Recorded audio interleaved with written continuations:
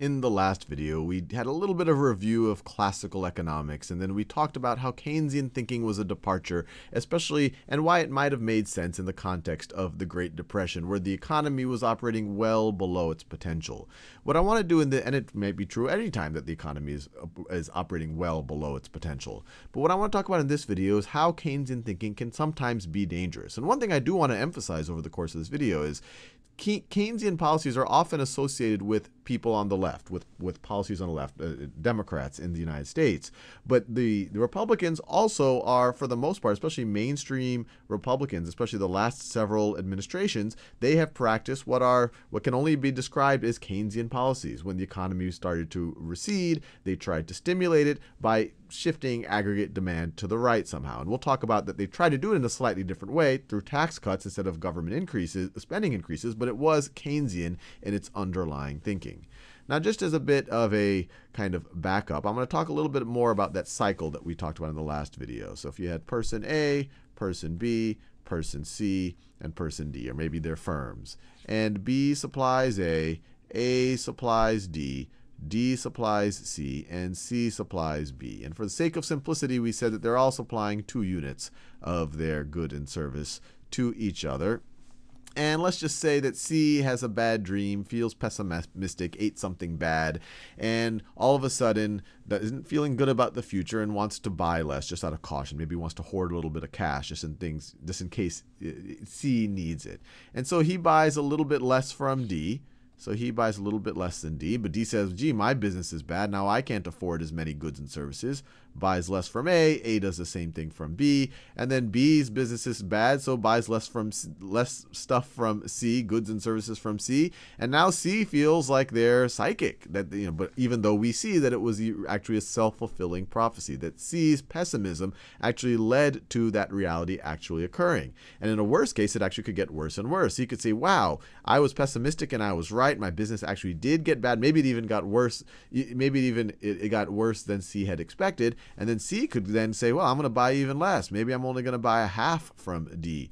Maybe I'm only going to buy a half from D now. And then D says, maybe I'm only going to buy a half from A. And that cycle could go down and down and down until each of them are just buying exactly just what they need to get by, even though they all could be producing more. The economy could be producing more and could be wealthier, and they all could be way better off.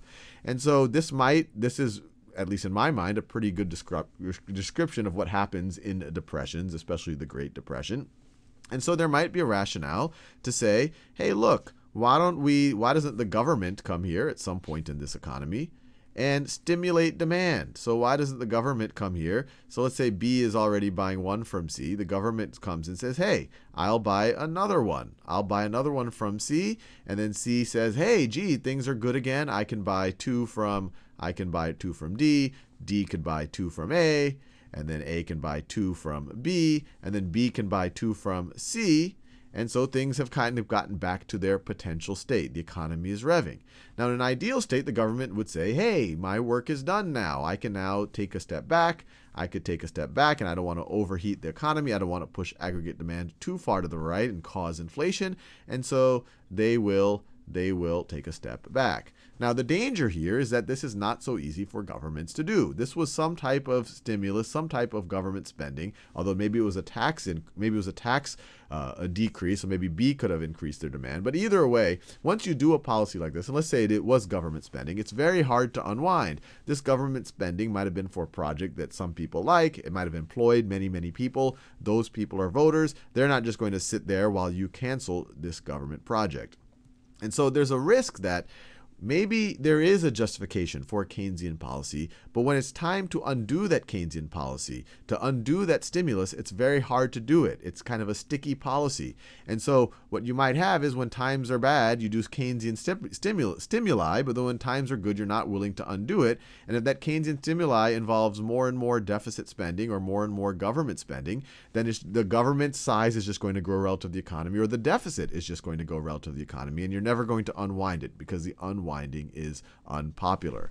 And I want to be clear that this is true of both the left and the right. In the stereotypical sense, the left might say, hey, let's do a Keynesian stimulus by spending more, so the government spends more, and let's hold our revenue constant, our tax revenue let's hold it constant.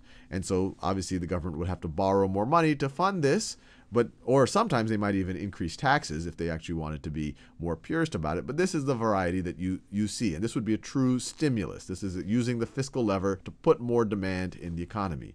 But on the right, you often see the other side. You see taxes being lowered, essentially saying instead of the government spending it, why don't we let people decide where to spend it, and they might spend it in a more efficient way.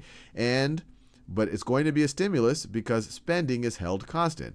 And then you have the double where you do both sides of it, where you lower the taxes, you lower the inbound revenue, and you increase spending. And this is true. This has been done by both Republican and Democratic administrations, lowering taxes, but then going and starting a hugely expensive war. And obviously, this will increase deficits. And there might even be a justification for doing any of these, a Keynesian justification, if the economy truly is operating well below its potential. The tough thing is it might be justified. You actually don't know exactly where that potential is, and you might not be able to unwind this once you get to your potential. And then you might overheat the economy, might lead to inflation, and that actually might undermine the productivity of the actual economy. The other negative of a Keynesian mindset is what happens over the long run. In the short run, this might make a lot of sense. Let's prime the pump. Let's get this cycle to happen in the right way again. But in the long run, it's essentially just trying to get people to consume and consume more. You'll often hear when the economy slows down a little bit, you'll hear the president, you'll hear politicians say, hey, we're just trying to get people to spend more through some combination of these Keynesian policies. We're going to lower taxes. We're going to increase spending. But they never say, you'll never hear them say, hey, we want people to save more so that we can invest more, so that in the classical sense, we can increase our total productive capacity. Now, the U.S. has kind of gotten a free pass on this because the U.S. has been doing essentially the deficit spending. It's been able to do the Keynesian stimuli, and that's why the U.S. consumer keeps spending more and more, saving less and less. The government is doing the same thing. But the U.S. has also been getting investment because it's the foreigners who've been saving and then plowing that money, and they've been essentially investing in the U.S. so that the U.S. could increase its productive capacity. But that is a risk for a country. If it's not blessed with that kind of free pass that the U.S. has gotten for the last several decades, is that when you have some resources, so in a given year you have some resources, let's say it's your time, you could either hunt and eat rabbits, or you could spend your time to invent new rabbit trapping devices. So this is kind of the hunting and eating the rabbits, and this is spending some time to go and figure out ways to be more productive at hunting rabbits, building some bow and arrows or something like this. You always have a trade-off between consumption and investment. And Keynesian policies, they're all about, hey, let's get consumption as high as possible. And that might be a good idea in the short run, especially if we are operating well below our potential, well below our full capacity utilization. But it could be a risk in the long run if you don't get the free pass, because you might have underinvestment, and in the classical sense, you're never able to move your potential to the right.